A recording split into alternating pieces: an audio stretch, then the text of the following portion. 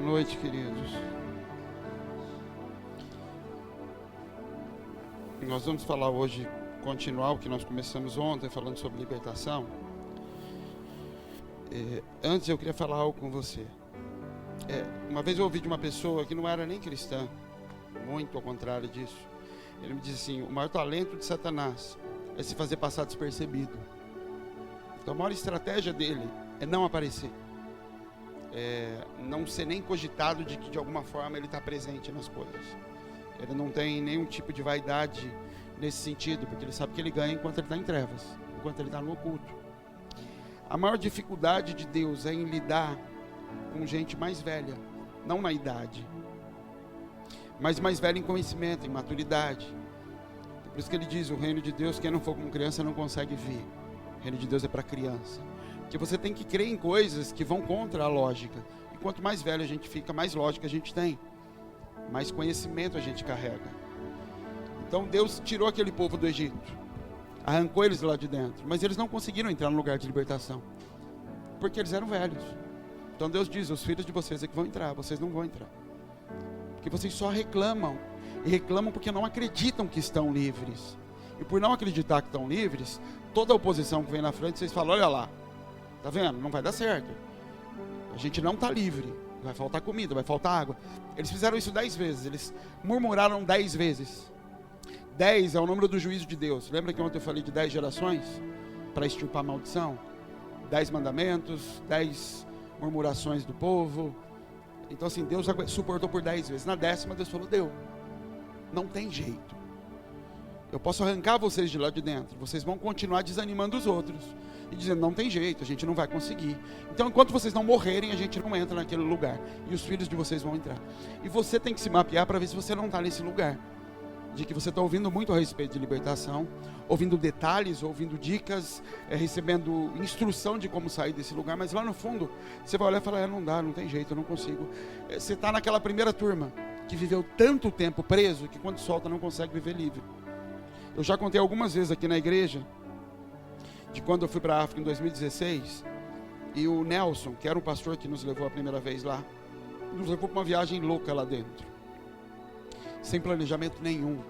E não é como aqui, que você para em qualquer lugar, pega um ônibus, pega um táxi, não tem. Ele levou a gente para o meio do nada, e ele não tinha plano para a gente sair daquele meio de nada. Então a gente ficou das 2 da tarde até as 8 da noite, mais ou menos, parado numa estrada, esperando alguém, um carro qualquer, para quem a gente pudesse pagar para dar uma carona para algum lugar. E eu fiquei muito bravo com o Nelson, muito bravo. Falei: você é responsável, você está achando que a gente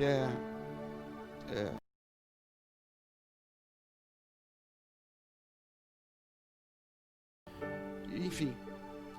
E aí, enquanto a gente estava esperando, o que mais tem lá é criança, tem mais criança do que areia. E a gente está parado, junto aquele monte de criança em volta. E nisso aquelas crianças apareceram com um passarinho. Prenderam um passarinho na perna com uma linha. E eles soltavam o passarinho e traziam de volta. Soltavam, o passarinho voava, eles puxavam. E eu comecei a ver aquilo começou a me incomodar. Porque eles estavam indo embora, eu peguei as moedas que eu tinha no bolso, dei para o Caio e falei: Caio, vai lá e compra o passarinho deles.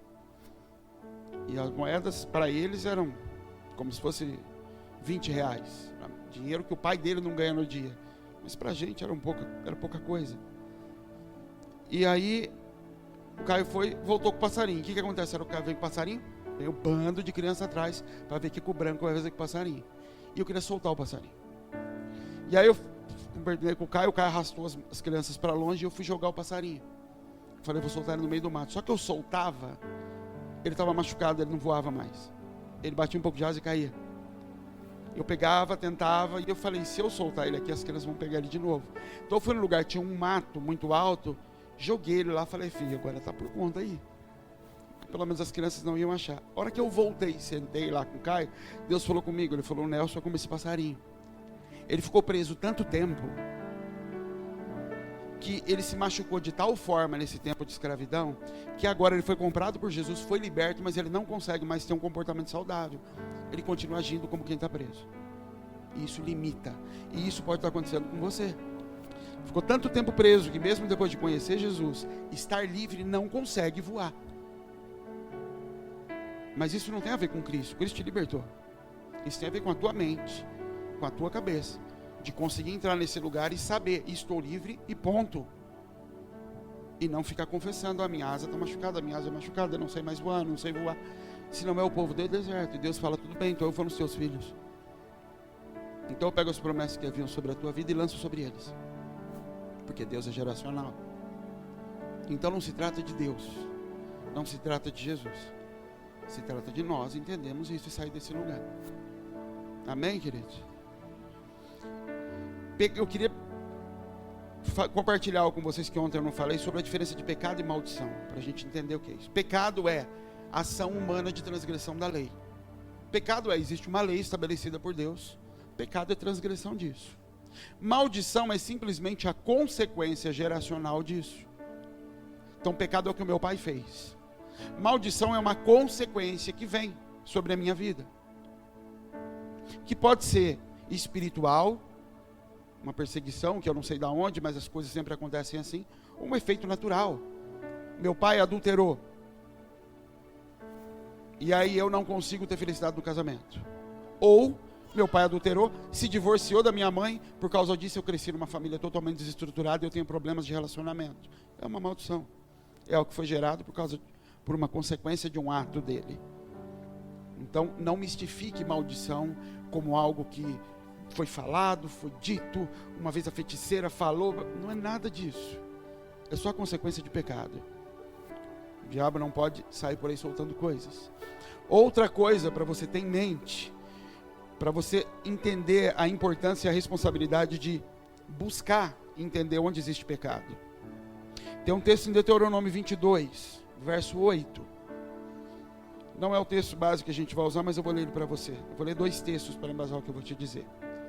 Quando edificares uma casa nova, farás no telhado um parapeito, para que não ponhas culpa de sangue na tua casa, se alguém de alguma maneira cair dela. Ele está dizendo o seguinte: quando você construir um sobrado, era uma lei. Quando for sobrado, tiver segundo andar, você vai construir parapeito lá, você vai construir cerca. Porque se alguém entrar na tua casa e cair de lá e morrer, o sangue dessa pessoa vem em cima da tua descendência. Teus filhos vão ser culpados de homicídio, porque você construiu um ambiente que gera risco. Mas essa pessoa quis matar alguém? Não. Ele só não tomou cuidado. O que Deus está dizendo com isso? Já ouviu falar de crime culposo? Não teve intenção de matar, mas também tem pena. É isso que Deus está dizendo. Ah, meu pai não sabia o que estava fazendo. Sim, tudo bem que ele não sabia. Mas ainda assim, ele vai responder por isso.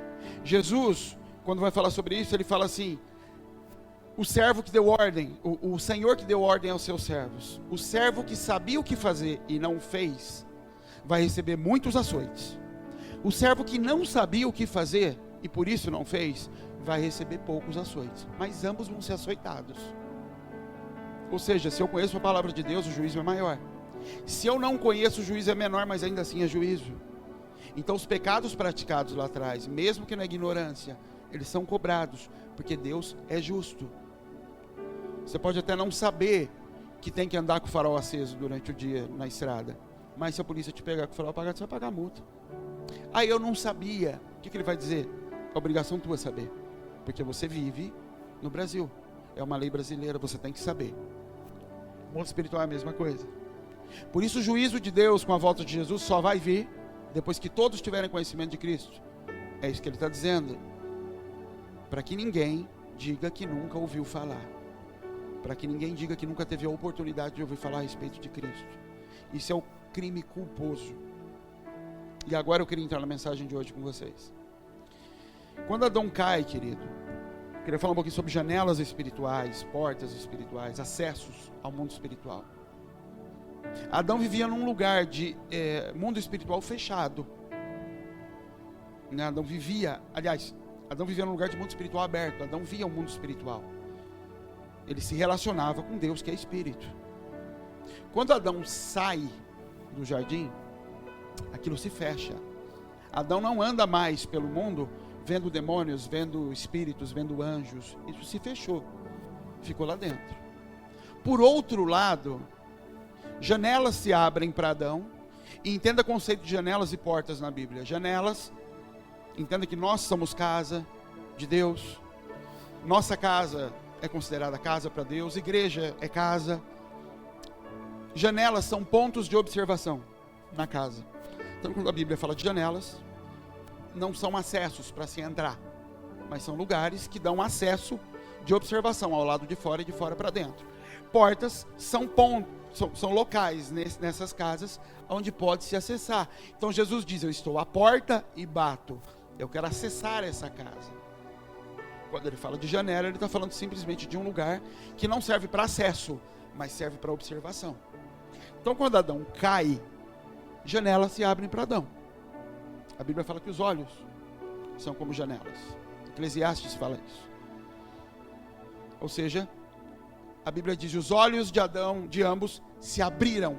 Janelas se abriram. E eles começaram a ver certo e errado. Eles não conheciam certo e errado. É como a Helena em casa. Não é o caso, mas é como se a Helena em casa só comesse o que a gente coloca na mesa para ela. Ela não vai conhecer o que é bom ou é ruim de comida. Ela vai conhecer o que o pai põe na mesa. E para ela, aquilo não é bom nem ruim, aquilo é o que o pai colocou na mesa. Então Adão não conhecia nem o bem, nem o mal. Ele conhecia o que o pai apresentava. E esse é o modelo de paternidade desejado por Deus, em que o filho não julgue o que é bom e o que é mal, em que ele coma o que o pai põe na mesa. Isso era Éden. Quando o homem resolve ter acesso a conhecimento, os olhos se abrem, e agora ele tem janelas abertas, em que ele começa a observar coisas. Ele vê que Eva está nua. Ele se vê nu. Ele viu que Eva está nua, mas não tocou em Eva. Ele não acessou Eva naquele momento. Ou seja, ele não entrou por uma porta, e que ele tinha direito por ser casado com ela, mas ele não acessou, mas ele viu, e por ver ele colocou roupa nela. Então ele abriu janelas. E não tem nada de pecado nas janelas abertas. O que Deus estava dizendo é: a partir de agora a responsabilidade é tua, porque agora você vai começar a ver coisas em que a decisão de escolha está na tua mão. E com exceção da desobediência de Adão, de não tocar no fruto, você não vê em Adão pecado.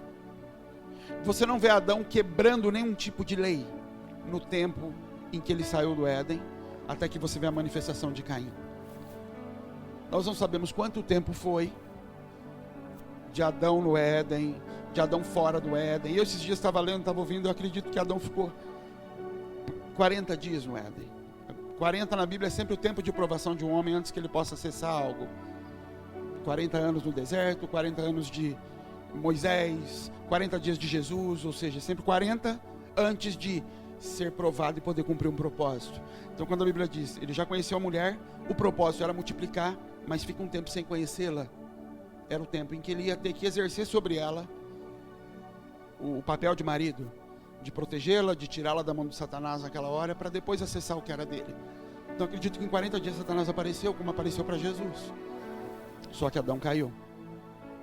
E quando Adão cai, os filhos dele crescem agora com janelas espirituais abertas. Os filhos deles olham e julgam as coisas agora que Adão não julgava. O que Deus falava para Adão era lei, é o certo, ele não conhece o outro lado. Os filhos não. Então Adão compartilha com com Caim e com Abel situações.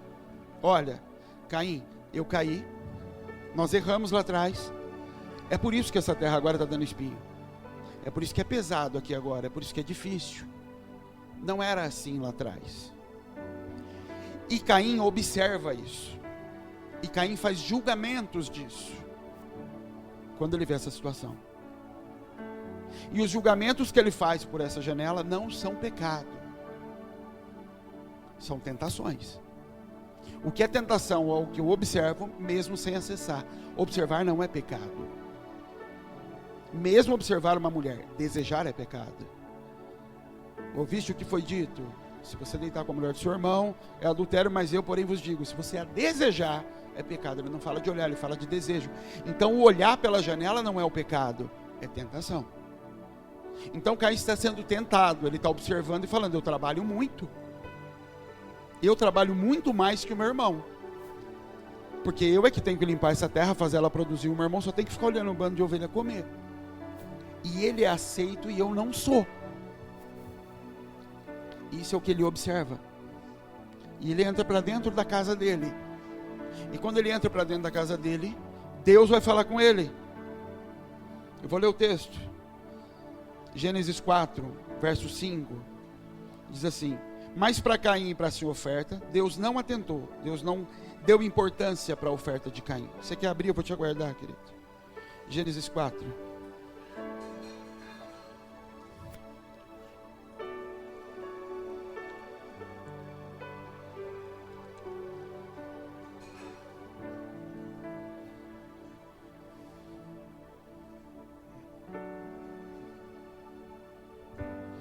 Verso 5.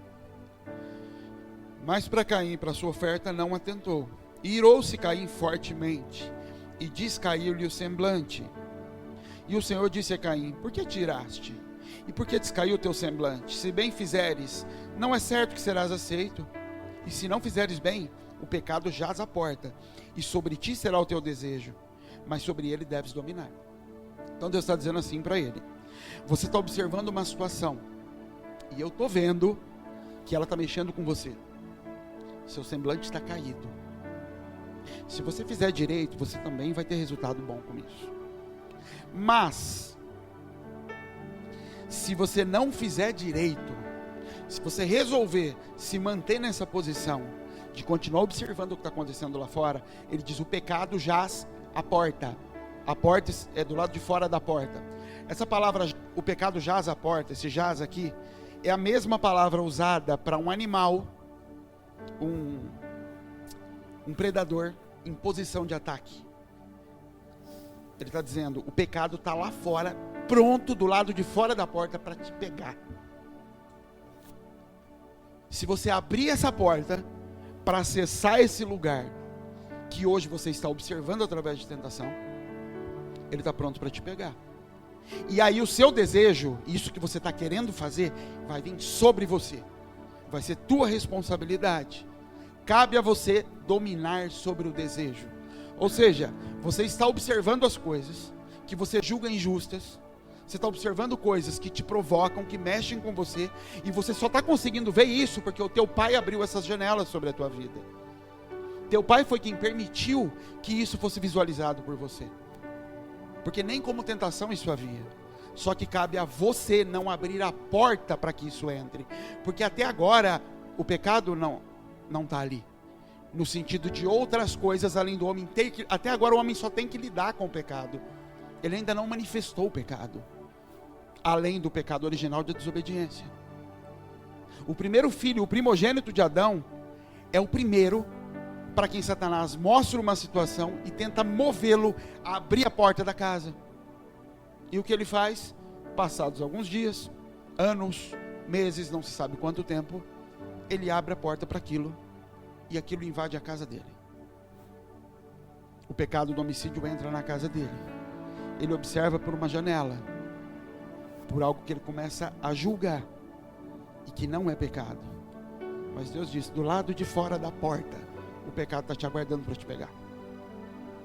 E quanto mais você olha por essa janela, mais você vai ter que se controlar. Você entende o que é isso? Quanto mais você se concentra numa situação que te tenta, na raiva, no ódio, no desejo, mais difícil é o controle. O que Deus está falando, você fica observando por essa janela, e vai ser muito difícil manter essa porta fechada depois.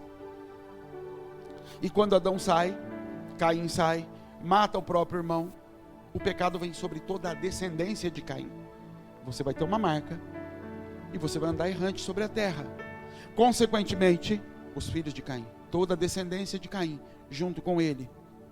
Porque se o pai abriu uma janela sobre a vida de Caim, Caim abre uma porta para que a sua casa agora seja invadida pelo sangue daquele homem, do seu irmão. Então, quando a gente fala de maldição hereditária, sobre responsabilidade, nossa responsabilidade como pais é entender que não basta não abrir portas, a gente tem que tomar cuidado com janelas que são abertas em casa. Janela, televisão é uma janela. O celular na mão do seu filho é outra janela.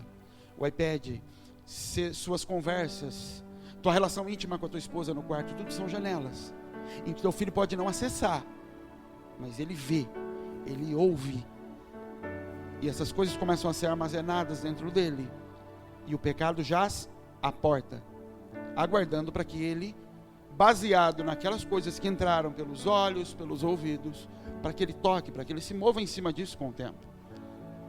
E a maioria das vezes nós colhemos coisas em cima dos nossos filhos que a gente nem sabe como entraram, porque nós não abrimos aquela porta, mas nós permitimos que os nossos filhos observassem isso. E foi o que Adão permitiu quando ele abriu aquelas janelas, quando ele abriu a possibilidade de que o homem começasse a ter sentimentos e desejos que antes ele não tinha. Tem um texto em Jeremias 9, capítulo 20, se você quiser abrir.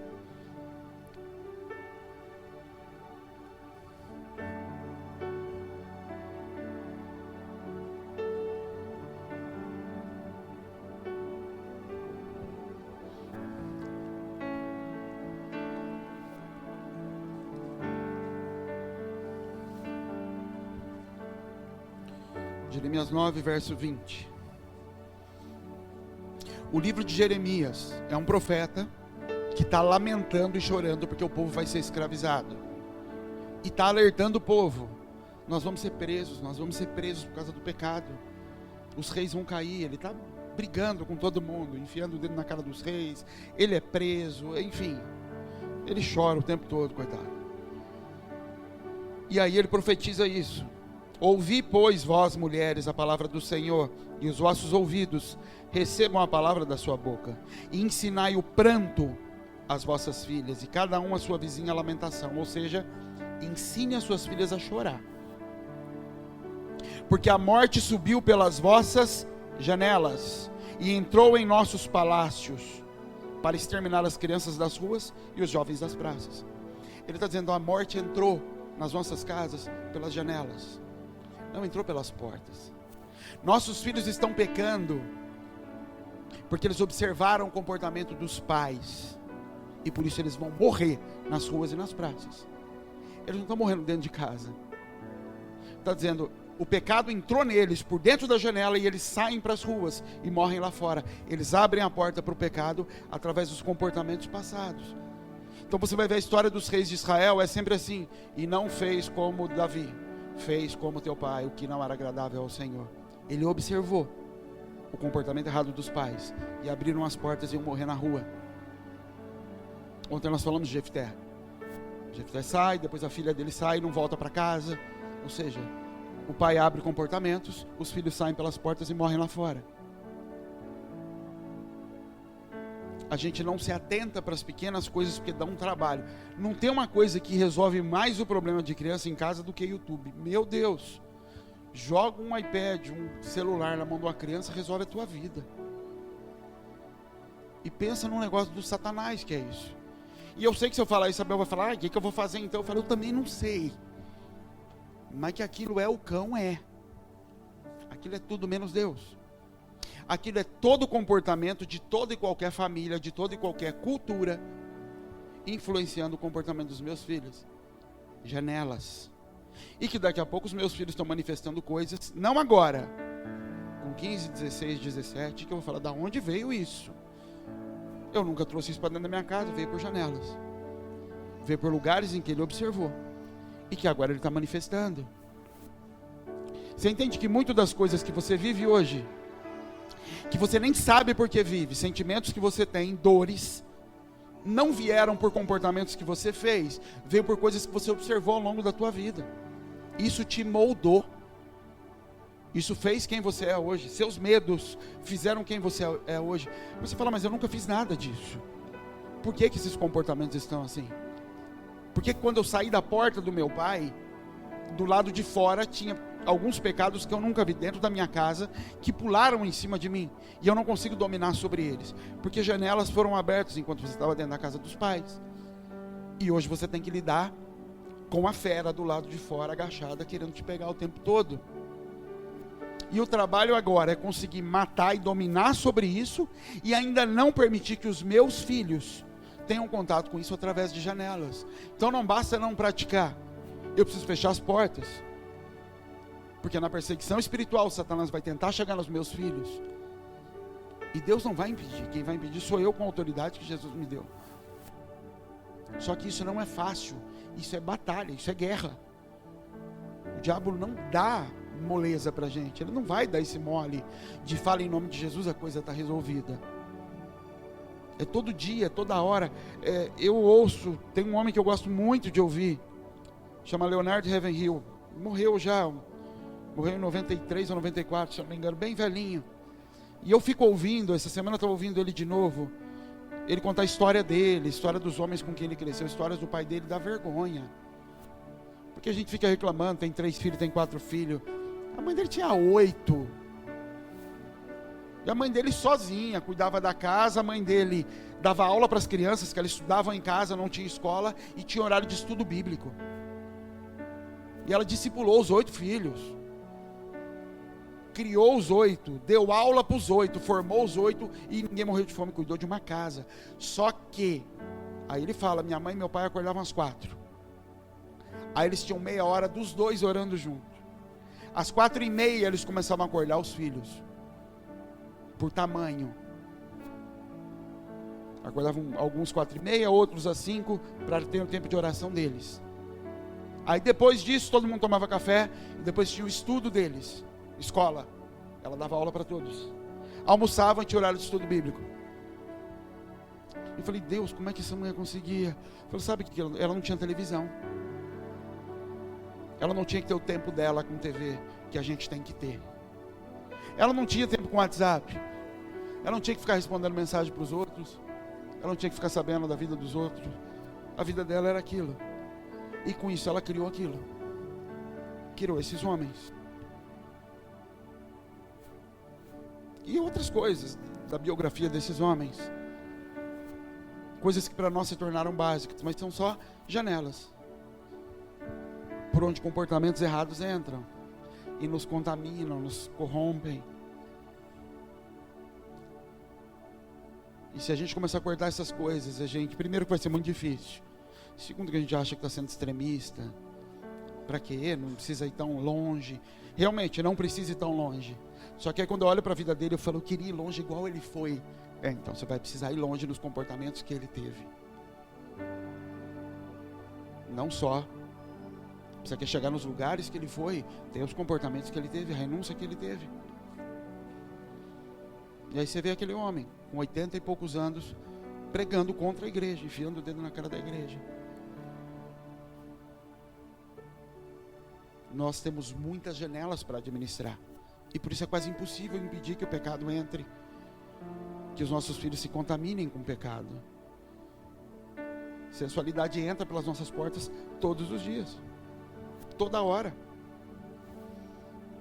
Mulheres às vezes querem impedir a imoralidade na vida do marido, mas você abre essa porta, minha filha. Você vive pendurado em rede social. E o teu marido não pode. Não, ele também pode sim. E aquilo é uma porta para ele começar a ver coisas que não deveria ver. Para ele começar a ver situações que vão gerar desejo. E Deus vai ter que ir lá e falar, o pecado está na porta, toma cuidado, o pecado está na porta. E você colocou isso para dentro. E eu queria falar de algumas janelas que são abertas, para a gente entender. A arca de Noé, a arca é figura de Cristo, é figura de salvação. Então quando a gente olha para ela, a gente entende qual o modelo de salvação promovido por Jesus. É figura de Cristo, a arca. E qual era a principal característica dos tempos de Noé? A Bíblia diz, a volta do Filho do Homem vai ser como os tempos de Noé e como os tempos de Sodoma. O que eram os tempos de Noé? O casamento era desvalorizado, a aliança não valia nada. Então a Bíblia fala, os homens casavam-se e davam-se em casamento. Ou seja, era qualquer coisa. Como nós falamos ontem, eles se misturavam. Não tinha pureza. Não tinha zelo em se fazer união. Casava-se de qualquer forma. E isso é a principal característica que Deus coloca ali. Alianças quebradas, alianças profanadas. E Deus diz, eu vou fazer a minha aliança com vocês. E ele diz, construa a arca. E aquilo é figura de Cristo. Entra, e quando o homem entra, Deus fecha aquela porta por fora. Deus é quem fecha a porta. Cristo é quem entra nessa casa aí, e fecha essa porta. E ele passa a ser a porta. Ele passa a ser o filtro das coisas que entram ou não. Depois que o dilúvio acaba, que a água baixa, o homem tinha uma janela na arca. A arca não é aquele barquinho bonito que tem na sala das crianças. A arca era uma caixa de sapato, um quadrado de madeira gigantesco, que tinha uma porta do lado, uma só, que Deus fechou, não foi o homem. E em cima, no topo, tinha um quadrado, que era uma janela, só uma. E só depois de tempo que a chuva passa, o homem vai lá e abre aquela janela. Uma janela no teto, você vê o que quando você abre? Céu. Só céu. A janela da salvação promovida por Deus, ela só aponta para o céu. O único sinal que entra na minha casa, a única coisa que penetra ali para que os meus filhos possam ver, é céu, céu, céu, céu. É só aquilo. E qual o sinal de que eu posso abrir essa porta e sair? Ele solta um corvo, o corvo não volta. A pomba volta. Sabe por que o corvo não volta? Porque você imagina um ano de água para o alto, de chuva, até que essa água desça de novo. Todos os animais da terra morreram, as pessoas morreram. Quando essa água baixa, o que você vai achar solto na terra? Cadáver. Quando teve o ciclone lá em Moçambique, começou a chegar vídeos pra gente. A praia devolvendo um monte de cadáveres, de pessoas, repleta de gente morta, que morreram no meio do país. Os rios conduziram isso para o mar devolveu. Então era isso, cadáveres. Quando eles soltam o corvo não volta, o corvo está em casa. Ele encontrou carne morta. Ele solta a pomba, e a pomba é figura do Espírito Santo. E a Bíblia diz, ela não encontra onde pousar. Eles soltam aquilo e você imagina a expectativa, quando é que volta? Se volta. E a pomba volta, ela fala, não tem onde a gente pousar. Quem define se essa porta pode ser aberta é o Espírito Santo. E ela volta, dizendo, não encontrei onde pousar. Fecham mais um tempo aquilo, aguardam mais 7 dias, se eu não me engano. Soltam ela de novo. Ela volta com um broto de oliveira no bico. Ela está dizendo, Cristo começou a brotar nessa terra. Podem descer. Existe um lugar nessa terra para que a gente possa manifestar, para que possa se começar a construir de novo. Isso é a figura da salvação. O problema é que o nosso barco, ele está cheio de janelas de todos os lados. E está todo mundo observando. Todo mundo tendo contato com podridão, com coisa morta, com cadáveres. Nossos filhos, em toda a sua inocência, tendo contato com sujeira. E a gente deixa. Porque enquanto essas crianças estão olhando por essas janelas, elas não dão trabalho. A gente não tem que gastar tempo com elas. Jesus gastou uma vida com os filhos. Entregou a única vida que ele tinha aqui para os filhos.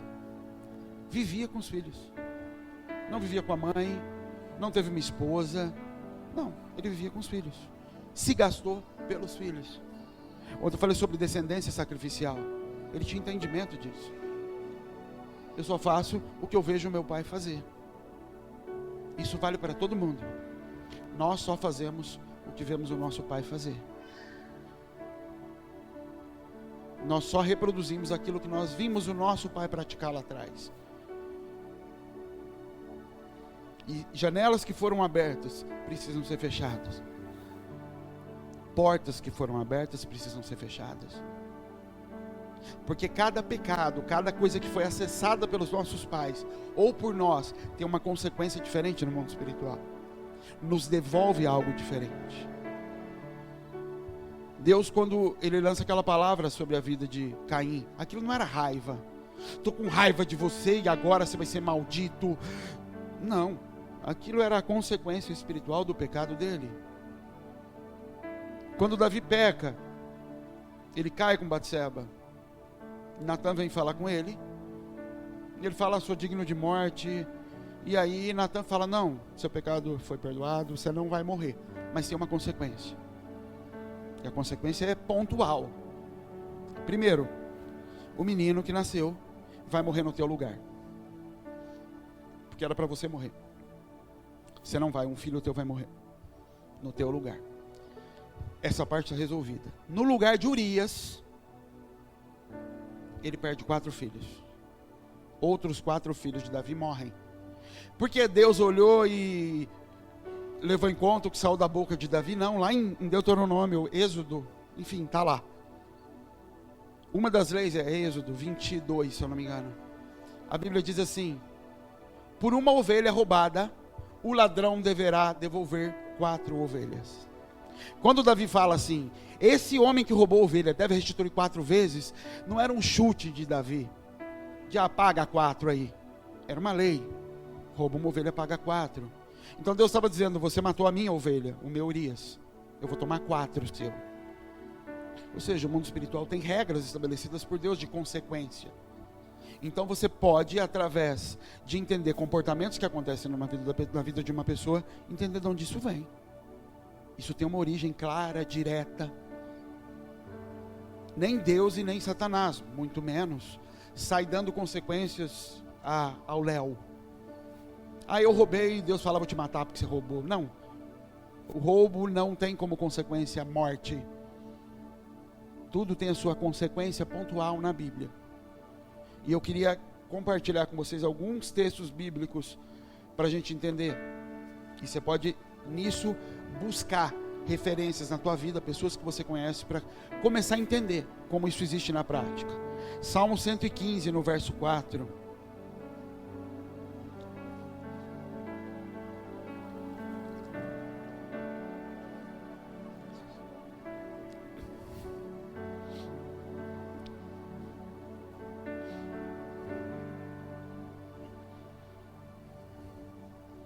Idolatria, querido, é algo que a gente podia falar muito sobre idolatria. Tem uma mensagem aqui só sobre idolatria e consequências de idolatria, porque é um pecado básico no homem. Não farás outros deuses diante de mim. Mas eu vou falar de 2 mais pontuais. O primeiro deles, enfermidades. Os ídolos deles são prata e ouro, obra das mãos dos homens. Tem boca, mas não falam. Olhos têm, mas não veem. Tem ouvidos, mas não ouvem. Narizes têm, mas não cheiram. Tem mãos, mas não apalpam. Pés têm, mas não andam. Nem som algum sai da sua garganta. A eles se tornem semelhantes os que os fazem, assim como todos aqueles que neles confiam.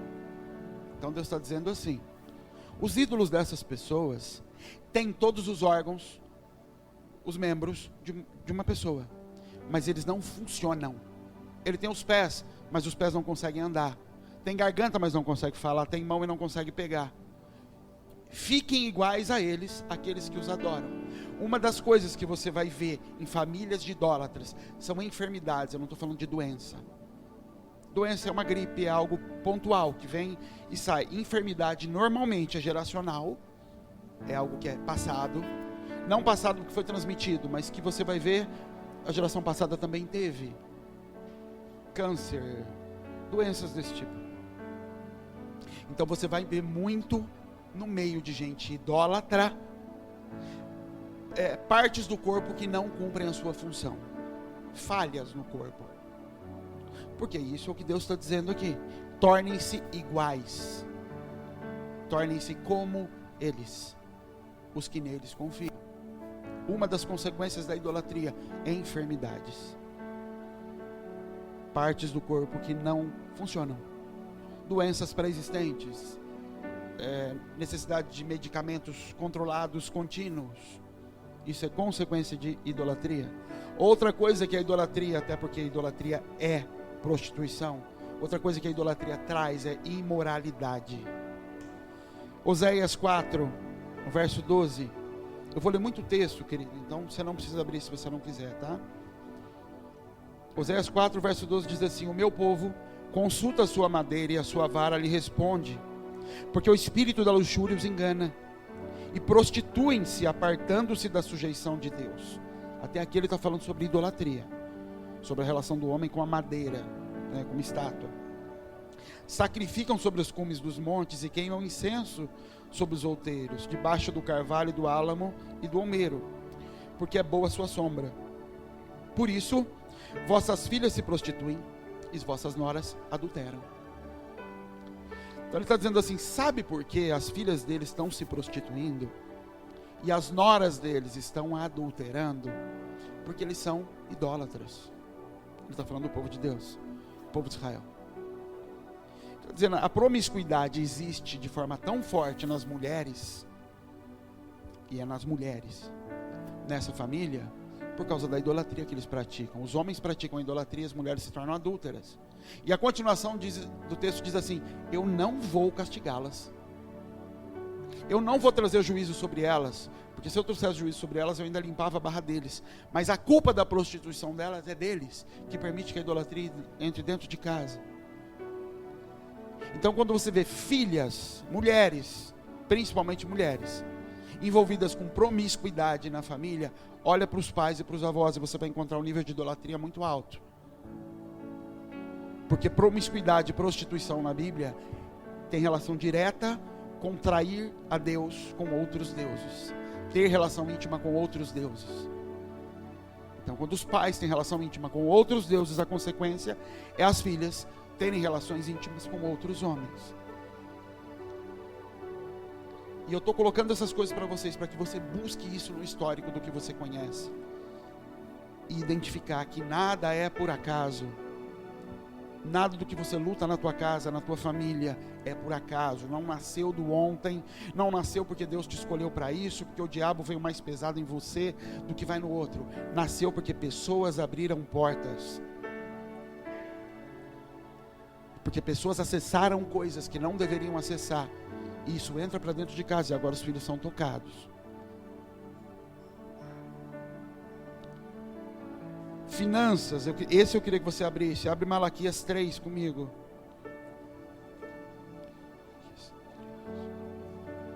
Sei que você já leu esse texto 1 milhão de vezes.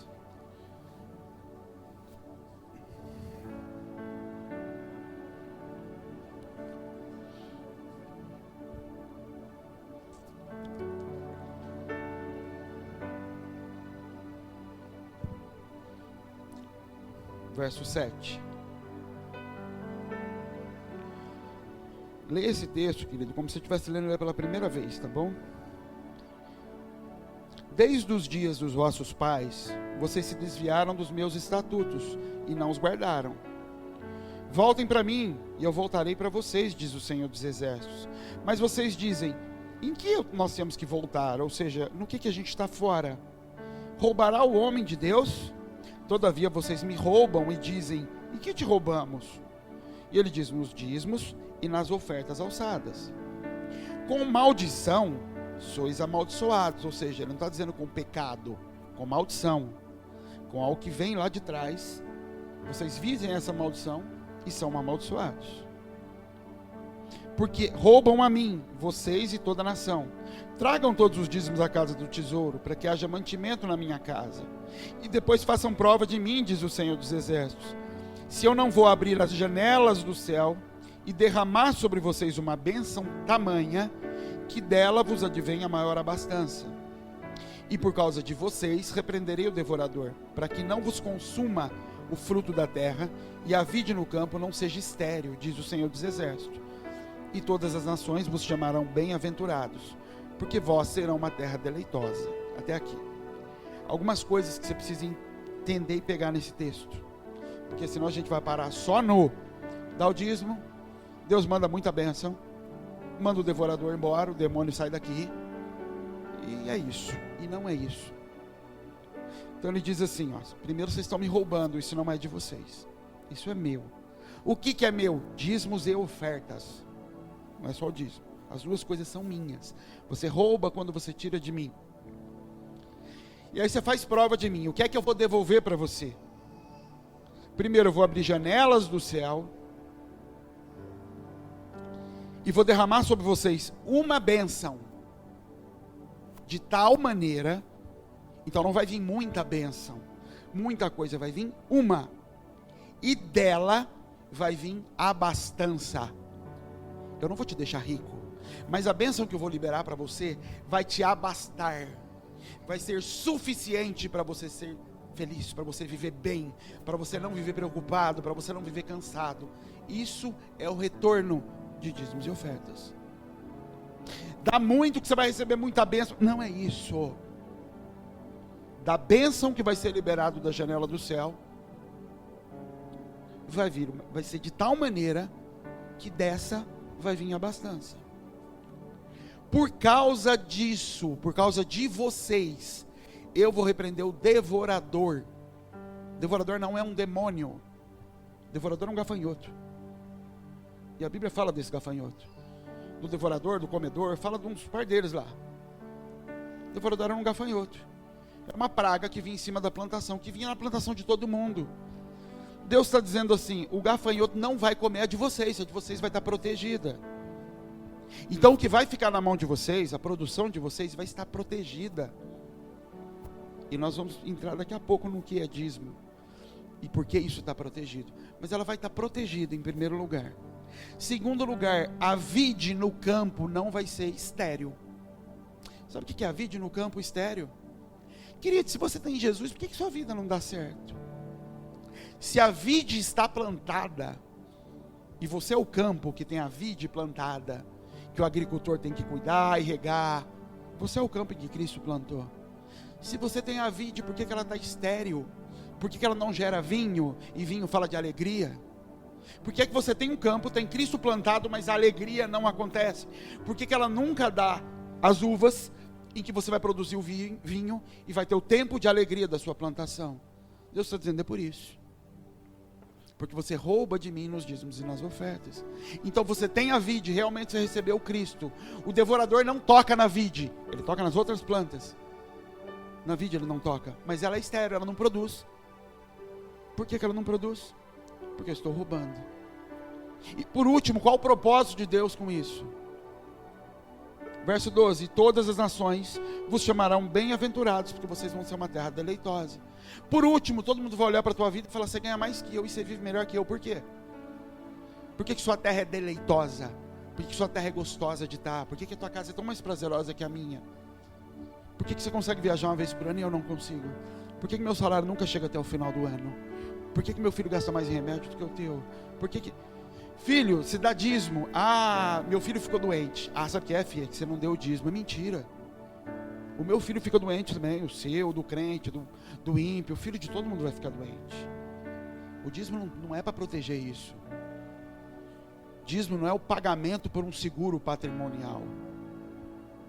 O que é dízimo, querido? Dízimo é uma oferta de primícia. Quando a Bíblia fala de dízimo a primeira vez lá atrás, Abraão está indo buscar Ló, está indo salvar. Ontem a gente falou disso. Salvar o filho do irmão mais velho. E depois ele se encontra com Melquisedeque, que a Bíblia chama também de rei de Salém, que é a figura de Jesus.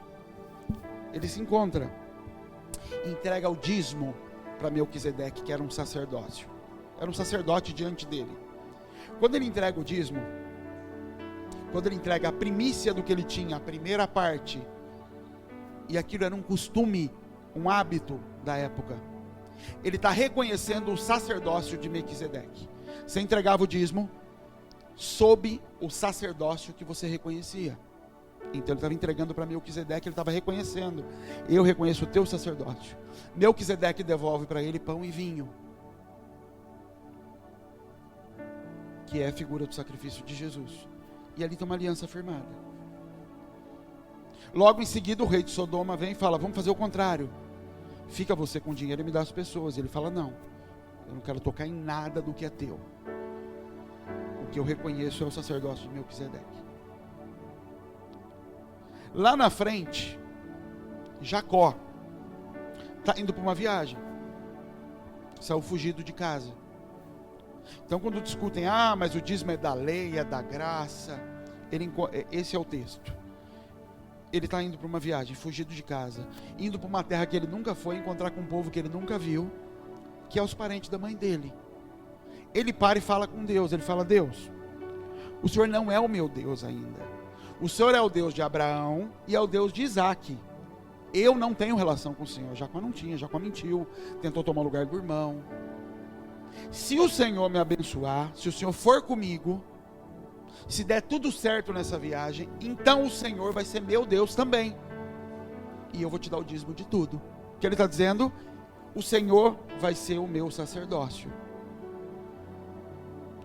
Ele está fazendo um acordo com Deus, aí você entenda da forma que quiser, mas ele está dizendo para Deus, eu não te conheço, e eu vou começar a dizimar no Senhor.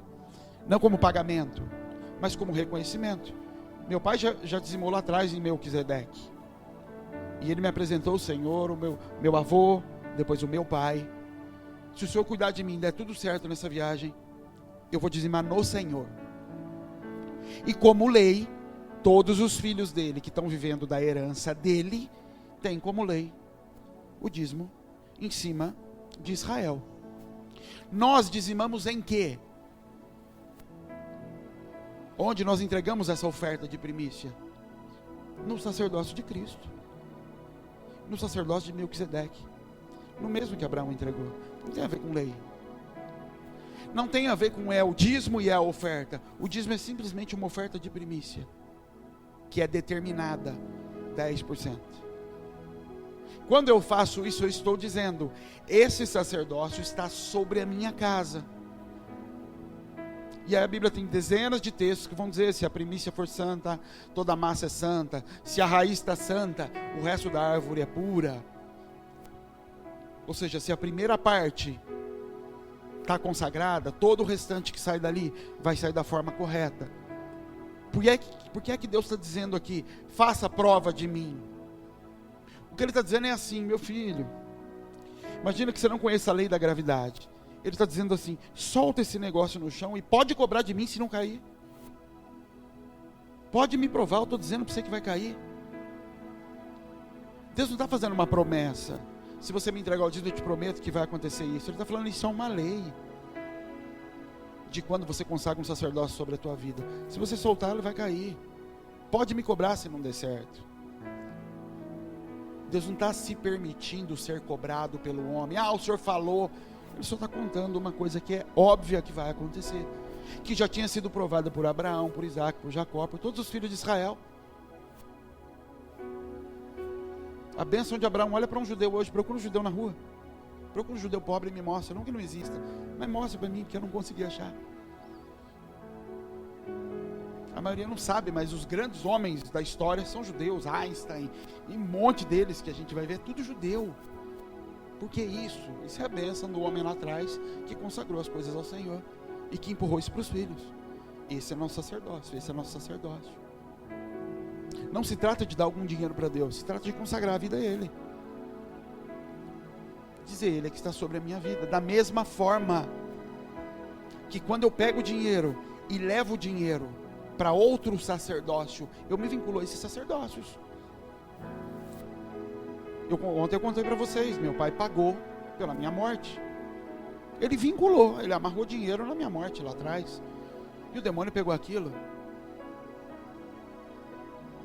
Vezes em que você visitou centros de macumba, cartomante, qualquer lugar desse jeito, e entregou dinheiro na mão para receber em troca. Eu vinculei minha vida financeira naquilo.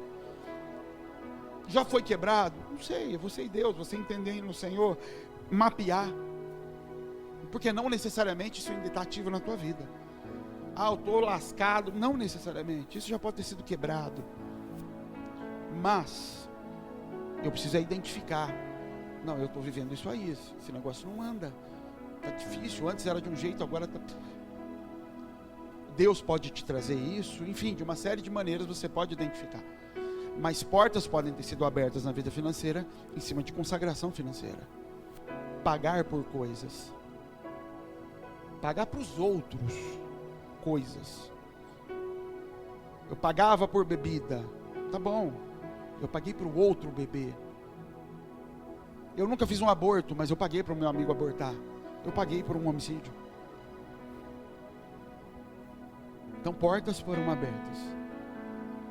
Isso não é para você se pesar, mas é para você mapear e de repente entender: meu Deus, eu passei por isso. E no Senhor, não, isso aqui não é para te botar medo. Isso aqui é para te abrir a mente, para você conseguir encontrar portas que podem ter sido abertas. Lugares que Satanás pode estar se escondendo na sua vida, na minha, através de comportamentos que nós tivemos. Outras coisas: esterilidade. Desonra gera esterilidade. O texto de 2 Samuel 6,15 diz assim: assim subindo Davi Assim subindo, levava Davi e todo Israel a arca do Senhor com júbilo e ao som de trombetas. E sucedeu que, entrando a arca do Senhor na cidade de Davi, Mical, a filha de Saul, estava olhando pela janela. E vendo o rei Davi, que ia dançando e saltando diante do Senhor, o desprezou no seu coração. E voltando Davi para abençoar a sua casa, Mical, a filha de Saul, veio encontrar-se com Davi e disse: quão honrado foi o rei de Israel, descobrindo-se hoje aos olhos de suas servas e dos seus servos, como sem pejo, sem vergonha se descobre qualquer dos vadios. Disse, porém, Davi a Mical: perante o Senhor que me escolheu, preferindo a mim do que a teu pai, e a toda a tua casa, mandando-me que fosse soberano sobre o povo do Senhor, sobre Israel, perante esse Senhor eu tenho me alegrado. E ainda mais do que isso, me envergonharei e me humilharei aos meus olhos. Mas das servas de quem você falou, delas eu vou ser honrado. E Mical, a filha de Saul, não teve filhos até o dia de sua morte. Duas coisas como consequência que a gente pode encontrar nesse texto. Primeiro, desonra gera esterilidade. A gente já falou muito aqui sobre honra. Honra nada mais é do que valorizar a raiz, do que entender com que olhos eu devo olhar para cada parte da planta e dar a ela o que é de direito. Ontem nós falamos sobre eu só tenho esse corpo porque ele me foi dado pelo pai e pela mãe. Se eu acho que eu posso cortar vínculo com o pai e com a mãe, eu estou negando a minha própria existência. Então quando a Bíblia diz, honra o teu pai e tua mãe para que sejam longos dias sobre a terra, ele está dizendo, a tua existência sobre a terra está vinculada a você reconhecer que vem deles, a dar a eles o lugar de pai e mãe, porque se você rompe isso, nem o direito de viver você tem, está neles. Ela não tem direito de ter filho, ela tem possibilidade de ter filhos, ela tem óvulos aguardando. Quem dá a vida ao óvulo, quem determina o sexo do óvulo, quem determina o destino, é a semente do marido. Quando ela olha para ele e o despreza, ela fala assim para ele, não é assim, é mais ou menos assim que ela está dizendo, não é assim que faz, você não pode ficar aí se misturando com esse povo. Davi vira para ela e fala assim, se Deus quisesse do jeito que você aprendeu, Deus tinha ficado com o teu pai. Deus rejeitou o jeito que o teu pai fazia e me escolheu. A Bíblia diz que quando Davi está indo para casa, ele está indo, ele já tinha abençoado todo o povo, distribuído pão e vinho para o povo, agora ele estava indo abençoar a própria casa. E quando ele chega, ela a desonra, ela o desonra. Ela toma o lugar dele, ela quer dizer para ele como deve fazer as coisas. Ele fala, não é você quem decide como fazer, Deus rejeitou a forma do teu pai de fazer. Ele nem diz a tua forma de fazer, porque ele está dizendo, você não tem forma de fazer, filha, você é mulher, você é minha esposa. Se trata da forma do teu pai e da minha, e você está pegando a dele e tentando jogar em cima de mim. E como consequência ela se torna estéril. O propósito dela no casamento de gerar a continuidade de Davi, acabou. Então, um dos pontos da desonra, consequências de desonra, esterilidade. Física, espiritual, profissional, emocional. Eu não consigo gerar. Eu não consigo produzir. Isso pode estar ligado à desonra com pai e com mãe. Desonra com figuras de autoridade. Travam, impedem a multiplicação e a manifestação do fruto que é devido. Outra coisa na história de Davi, ciúmes. Ciúmes gera adultério. Mical, quando você vai ver a história desde o começo, ela era apaixonada por Davi. Ela desejava casar com Davi. Ela gostava de Davi. Davi, quando está vindo, dançando com o povo, Davi tira a roupa de rei e fica como se fosse só com o pijama, a roupa de servo, e dança no meio, e as mulheres dançam com ele.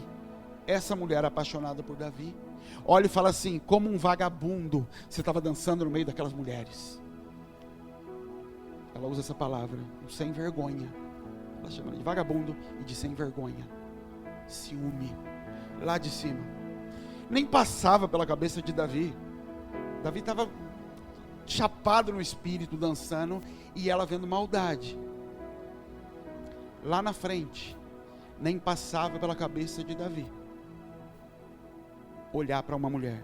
Um dia a mulher dele está numa janela, vendo ele dançar lá embaixo. Ela o despreza no coração e tem um ataque de ciúme sobre ele. Um dia Davi não vai para a guerra, fica em cima do palácio, e de algo como que uma janela ele olha para baixo e vê uma mulher com quem ele cai em adultério. A consequência do ciúme é adultério. A consequência de se empurrar o outro para um lugar que ele não está através de palavras.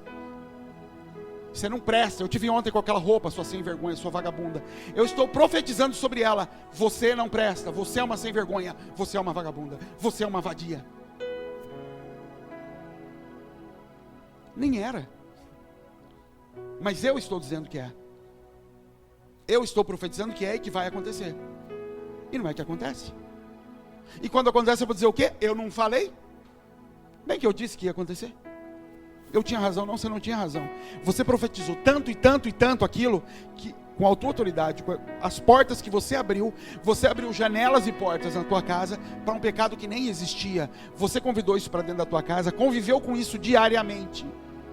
Diariamente você viveu com um demônio dentro de casa. Até que cedo ou tarde, no momento de fraqueza, esse demônio conseguiu tocar a sua outra metade da carne, porque o teu esposo e a tua esposa são meia carne com você. E quando você convida isso através das suas palavras, para conviver com você, está convivendo com o outro constantemente, diariamente, até que esse outro cai. Você entende que é uma coisa prática? No cônjuge, isso é natural. Eu tenho o poder de influenciar o comportamento do outro através do que sai da minha boca, através do que eu faço, das portas que eu abro. Não quer dizer que todo adultério vem de ciúmes, é lógico que não. O outro não é culpado, mas o outro abre portas, abre janelas. Adão não foi condenado por Deus pela morte de Abel, mas quem abriu aquelas janelas foi Adão. Adão foi quem permitiu que o filho começasse a observar o pecado. A gente precisa tomar cuidado com isso. Ciúme é pecado. Ciúme na Bíblia é obra da carne. É carnalidade. É uma porta pelo qual Satanás entra para destruir a aliança. E ele destrói a vida de Davi. Por uma mulher que estava na janela, observando o comportamento de um homem. De longe, observando e julgando o coração dele. E sabe por que ela fazia isso? Porque ela julgava baseada no pai dela. Então ela fala, não é assim que se faz. O meu pai fazia diferente. Ou o meu pai fazia igualzinho a isso. Eu sei onde isso vai dar. Quando meu pai botava esse tipo de roupa aí, ele ia sair com prostituta. Eu sei exatamente onde vai dar quando você faz desse jeito. Porque agora eu estou vivendo com Davi. Mas os comportamentos que eu tenho na memória ainda são os do meu pai. As portas que o meu pai abriu, eu trago para dentro da minha casa. E passo a viver elas aqui hoje. Entende o que é maldição hereditária? Eu é quem trago. Eu é quem revivo a mazela que os meus pais praticaram. Eu já fui liberto. Já ficou para trás. As coisas velhas se passaram. Tudo se fez novo. Por que eu ainda estou vivendo coisa velha? Porque eu não venço. Porque eu não nego. Sempre que eu tenho alguma discussão com a Bel, essa hora que ela já fala, opa, vai falar de mim, o que ele vai falar? E que ela me pede, não me fala se eu estou errado. E eu falo, e ela questiona, eu falo, mas peraí, você quer que eu fale ou não quer? Porque se for para você argumentar comigo, fica do jeito que você está. Você está pedindo a minha observação, porque justamente você não consegue ver. Então me deixa ver por você. É a mesma coisa eu pedir para você ver um negócio na minha testa, você fala assim, tá manchado. Eu falo, não tá não. Como não? Você não está conseguindo ver. É por isso que você pediu minha ajuda. Então ouça. Isso é a dificuldade. A gente é ótimo em argumentar. Não, mas é porque. Ele para com isso, é porque, gente. Eu não presto mesmo. Eu tenho problema nessa área mesmo, e ponto. Então todas as vezes que alguém vier falar, eu vou aceitar e ponto. Gente, a casa de recuperação aqui. Pensa num povo bom de conversar. É bicho drogado. Mas tem uma lábia para dar um nó, que eu vou só ali, eu tenho dinheiro. Todo morador de rua tem um dinheiro para receber. É impressionante. Todos eles têm dinheiro para receber. Você traz ele para cá depois de 3 dias, eu tenho que dar uma saída, que eu tenho dinheiro para receber. Meu Deus, todos eles tinham dinheiro para receber. Eles não tinham nem outra desculpa. Mas eu vou só ali pegar o dinheiro para receber e falar, cara, vamos ser honestos, você quer usar? Você que sabe, o portão está aberto. Eu não posso te prender. Mas você pediu a minha ajuda justamente porque você não consegue ter domínio sobre si. Se nessa hora que você não consegue ter domínio, você não me ouvir, não adianta nada. Me ouvir enquanto você está sob controle é fácil. O problema é me ouvir quando você está descontrolado. Essa é a hora que você precisa de ajuda. Sob controle você pode ir para a rua trabalhar. É a mesma coisa nessas situações. Às vezes a gente precisa dar a coleira na mão do outro e falar, me conduza que eu não consigo. Muitos dos problemas que a gente tem, eles vêm da nossa própria boca. Nós estamos criando esses problemas. A Bíblia diz assim, o homem comerá do fruto da tua boca. Vida e morte estão na sua boca. E ele comerá do fruto dela. A Bíblia está dizendo assim, vida e morte está aqui, na minha boca. Está aqui. Eu posso com a minha boca jogar vida e morte. Eu viro para Bel e lanço palavras sobre ela. O fruto que eu vou comer é o que sai dela. Pronto. Está aqui vida e morte. Pecado e santidade. Então eu viro para Bel e falo, você não presta, você é uma vagabunda, você é uma sem vergonha, todo dia. Tá bom, ela vai frutificar e eu vou comer disso. E a hora que eu comer é amargo e eu vou dizer, é porque você não presta. Fala, não meu filho, você profetizou isso a vida inteira. Tua boca profetiza. Todos nós profetizamos. Nós construímos. Deus construiu o mundo com palavras. E como nós dissemos ontem, nós construímos o mundo com palavras. Então a primeira coisa em libertação é pare de repetir a cadeia da qual você foi livre.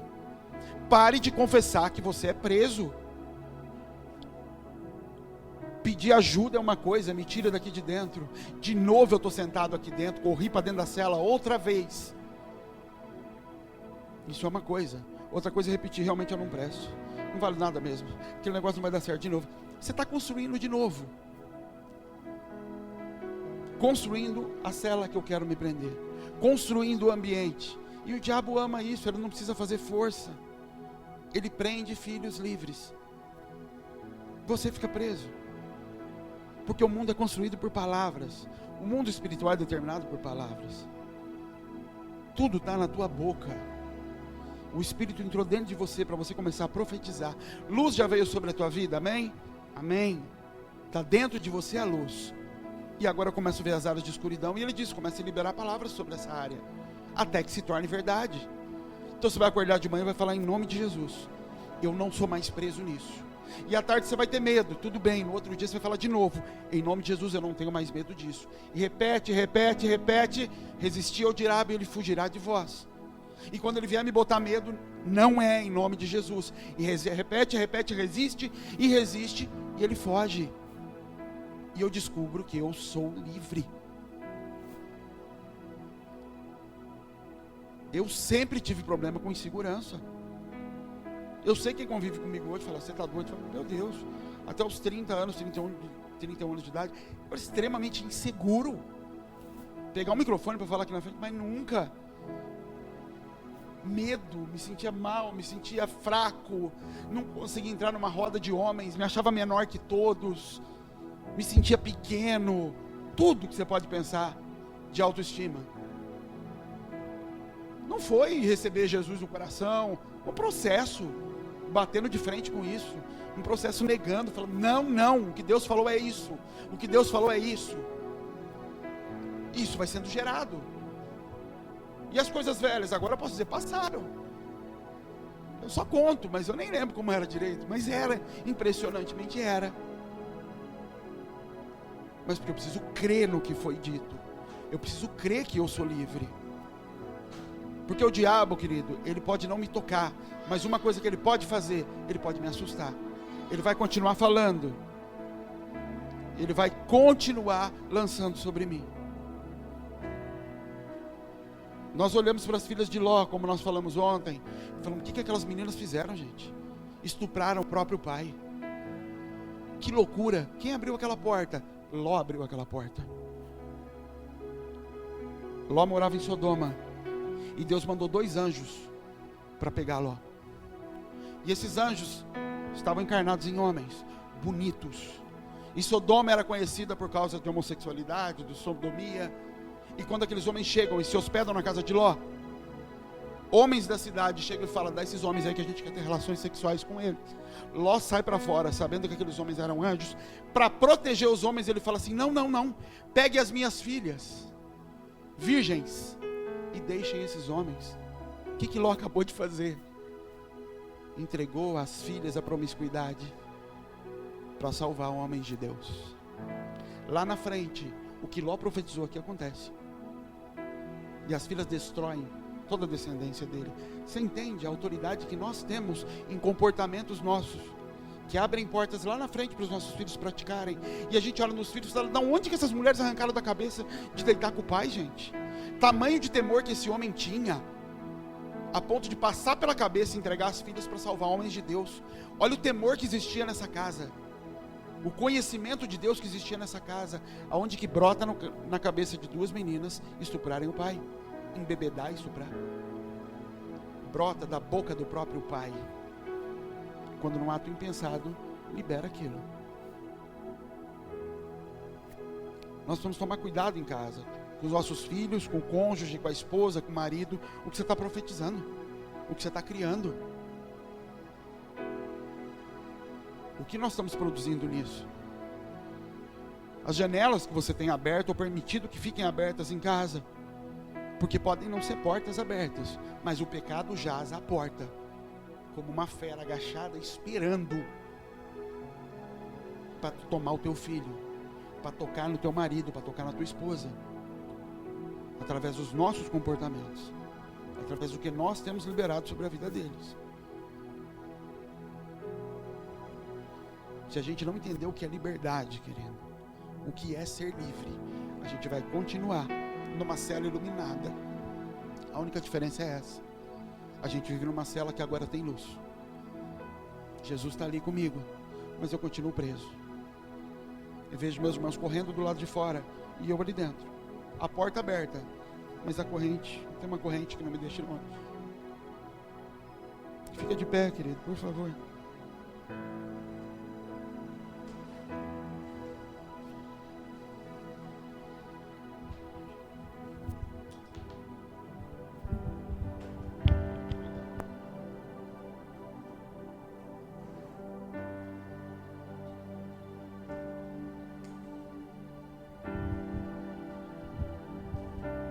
Querido, eu queria orar com você hoje. Se de alguma forma você entende que portas foram abertas por você, portas foram abertas pelos seus pais, comportamentos que você consegue identificar que existem na tua família, pecados desses que nós falamos, que você consegue identificar que foram praticados, você consegue ver consequências disso. Porque pode ser que o pecado foi praticado, mas isso já tenha sido remido, já tenha sido extirpado. Mas pode ser que você veja uma consequência disso, de idolatria, de imoralidade, de ciúmes, de qualquer coisa dessas que nós falamos, de desonra. Eu queria orar com você. A oração, a Bíblia diz, a oração pode muito em seus efeitos. Então oração é a palavra construindo, é a palavra destruindo o que tem que ser destruído. Deus não constrói antes de destruir nada.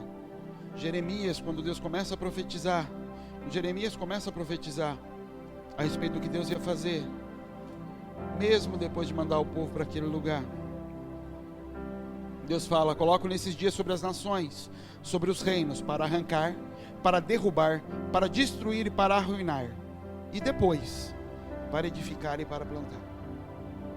Ou seja, tem muita coisa para ser derrubada antes de se começar a edificar e plantar. Nós adoramos a parte de construir, mas é que se não for destruído antes, isso vai brotar de novo depois, vai derrubar tudo que a gente está levantando. O processo de Deus começa com arrumar. Deus não dá ordem para que plantas comecem a crescer antes dele separar a terra da água, antes de deixar as coisas em ordem. E é isso que ele precisa fazer na nossa vida. Amém, querido? Abaixa a sua cabeça e fala com o Senhor.